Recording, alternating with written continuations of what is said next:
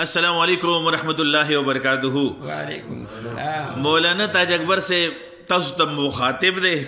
په خپل میزان ته سیب وای ځکه چې په نو سکوره ته سیب نه وي نو په خپل میزان ته سیب وای او زه به زیبا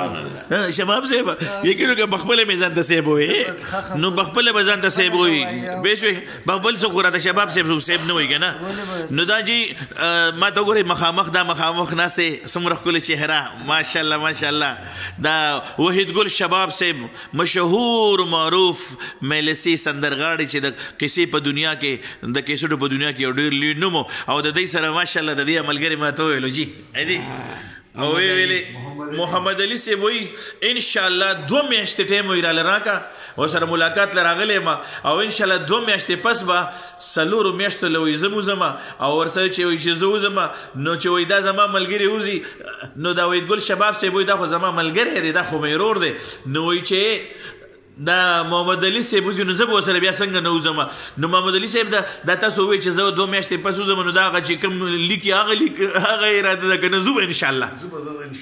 څومره وخت ورکوي ولا 2 میاشتې 2 میاشتې انشاءالله او دې سره بل څوک تیار شو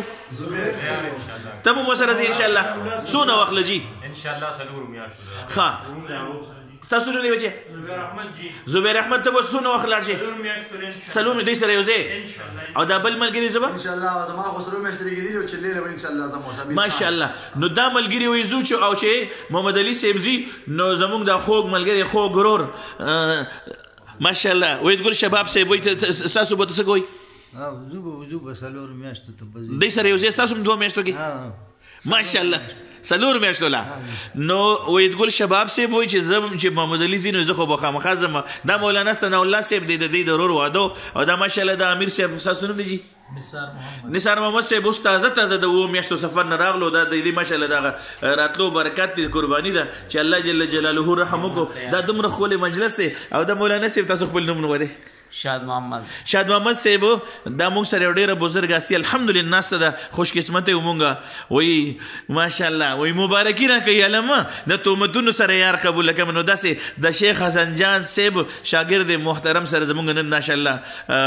نثار محمد صاحب سره ملاقات شو ډیر زمونږ خوش قسمتی ده الله جل جلاله دې زمونږ استادو دا راغونډېدل د خپل رضا سبب وګرځي او دا چې کومه ملګرو وحید ګل شباب صاحب د سلور میاشتو اراده وکړه محمد علي صاحب د ملګرو سره موږ هم زو او دا نننی مجلس زموږ لپاره ډېر بابرکته مجلس جوړ شو رب کریم نه به سوال کوي الله دې خو نیتونه وکړو ارادې وکړي قبول ولا خوته یا الله ته د قبولیت مهر لګي یا الله ته د قبولیت مهر لګي دا نننی مجلس زموږ لپاره د دې وحید ګل شباب صاحب لپاره محمد علي صاحب د کوم ملګرو شي ارادې وکړي رب کریم د خپل رضا سبب وګرځي زموږ لپاره د هدایت ذریعہ وګرځي د دې پورا علاقې لپاره د بخښنې ذریعہ وګرځي او یا الله د دې ملګرو د سلور میاشتو ارادې وکړي د دوی مخې ته چې کوم رکوټونه راځي الله ټول رکوټونه ختم کړي او داسې قبول کړي چې په کوم علاقه ځي یا الله ډېر لوی خیرونه دې نه خواره کړي هر قسم مشکلات دې ختم کړي رب کریم ته راضي شي داسې ته سره زموږ راضي شي بیا ناراض نه شي رب کریم د ضرورتونو د خپل غیب د خزانو پوره کړي په تیر شوي ژوند ته استغفار کوي الله زموږ ګناهونه معاف کړي یا الله او د باقي څومره چې زموږ ژوند